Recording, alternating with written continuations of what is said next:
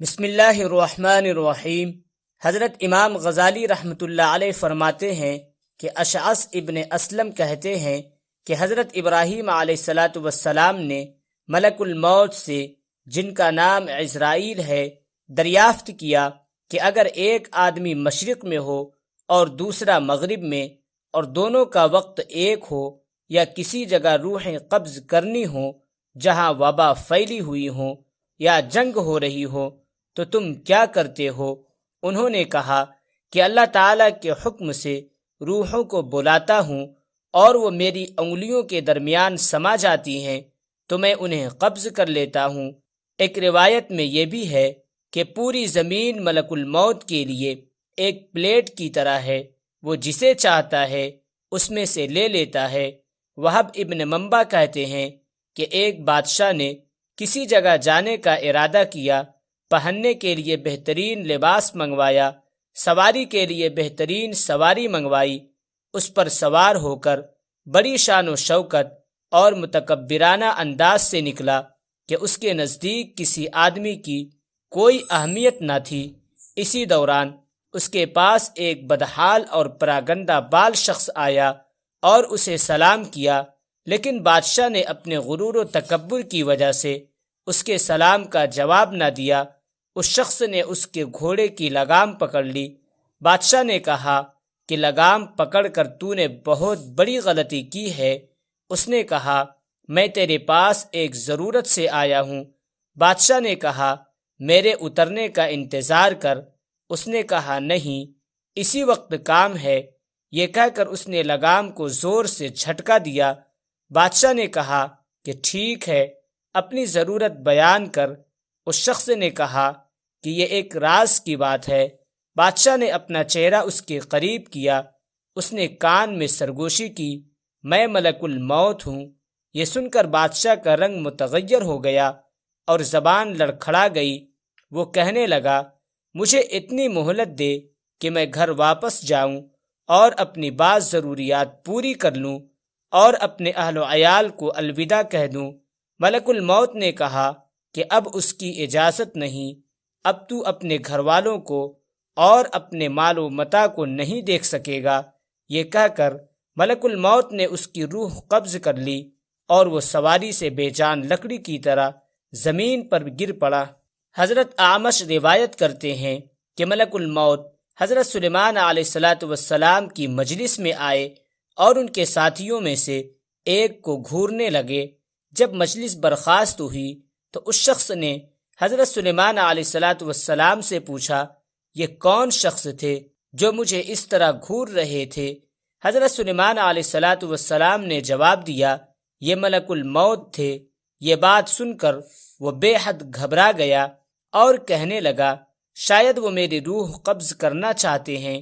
حضرت سلیمان نے اس سے دریافت کیا تم کیا چاہتے ہو؟ اس شخص نے جواب دیا کہ میں چاہتا ہوں کہ آپ ان سے بچائیں اور ہوا کو حکم دیں کہ وہ مجھے اڑا کر کہیں دور لے جائے۔ آپ نے ایسا ہی کیا۔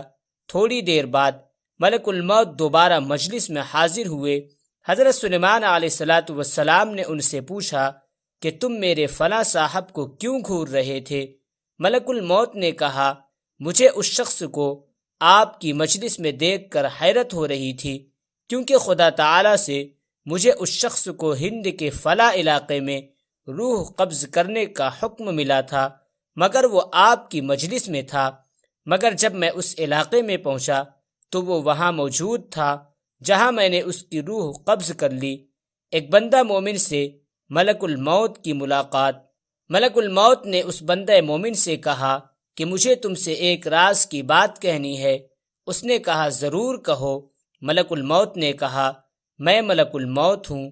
اس نے کہا خوش آمدید، آپ سے ملنے کا مجھے شوق تھا۔ ملک الموت نے کہا جو کام تم نے کرنا ہے وہ پورا کر لو۔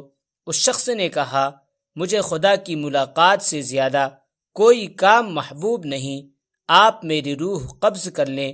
ملک الموت نے کہا تم کس حالت میں مرنا پسند کرو گے؟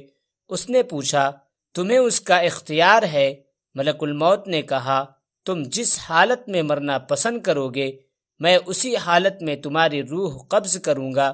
اس نے کہا میں سجدہ کی حالت میں مرنا چاہتا ہوں۔ اس نے خدا کے یہاں سر سجدہ میں رکھ دیا اور ملک الموت نے اس کی روح قبض کر لی۔ وہب ابن منبع کہتے ہیں کہ ملک الموت نے ایک ایسے زبردست بادشاہ کی روح قبض کی دنیا میں جس کی شان و شوکت کے ڈنکے بجتے تھے۔ ملک الموت اس کی روح کو لے کر آسمان پر پہنچے تو ملائکہ نے ان سے پوچھا اے ملک الموت، آپ کو کسی کی روح قبض کرتے ہوئے رحم آیا؟ ملک الموت نے کہا کہ ایک مرتبہ مجھے ایک ایسی عورت کی روح قبض کرنے کا حکم دیا گیا جو جنگل میں اکیلی تھی اور اس نے وہاں ایک بچے کو جنم دیا تھا۔ مجھے اس کی غریب الوطنی اور بچے کی تنہائی کا خیال آیا کہ وہ اس جنگل میں تنہا ہے، کوئی اس بچے کی دیکھ بھال کرنے والا بھی نہیں ہے۔ فرشتوں نے کہا کہ جس بادشاہ کی روح لے کر تم یہاں آئے ہو یہ وہی بچہ تھا جس پر تم نے رحم کیا تھا۔ ملک الموت نے کہا کہ خدا جس پر چاہے رحم فرمائے۔ عطا بن یسار کہتے ہیں کہ ماہ شعبان کی 15 تاریخ کو ملک الموت کو ایک صحیفہ دیا جاتا ہے اور کہا جاتا ہے کہ اس سال تمہیں ان سب لوگوں کی روحیں قبض کرنی ہیں جن کے نام اس صحیفے میں درج ہیں۔ عطا کہتے ہیں کہ انسان نکاح کرتا ہے، مکان تعمیر کرتا ہے، اسے معلوم ہی نہیں ہوتا کہ اس کا نام ملک الموت کے صحیفے میں لکھا جا چکا ہے۔ حضرت حسن بصری کہتے ہیں کہ ملک الموت ہر روز 3 مرتبہ تمام گھروں کی تلاشی لیتے ہیں اور ہر اس شخص کی روح قبض کر لیتے ہیں جس نے اپنا رزق وصول کر لیا ہے اور اپنی عمر پوری کر لی ہے۔ جب اس کے گھر والے روتے ہیں تو ملک الموت کہتے ہیں کہ اس نے اپنی عمر پوری کر لی ہے، جب تمہاری عمر بھی پوری ہو جائے گی تو تمہاری روح بھی قبض کرنے آؤں گا۔